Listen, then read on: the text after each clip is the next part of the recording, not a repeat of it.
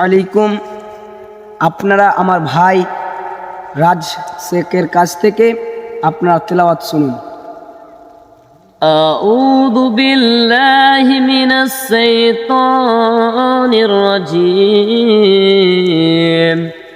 بسم الله الرحمن الرحيم إن جهنم كانت مرصادا للطاغين مآبا لابثين فيها أحقابا ليذوقون فيها بردا ولا شرابا إلا هميما وغشاقا جزاء بفقا إنهم كانوا لا يرجون حسابا.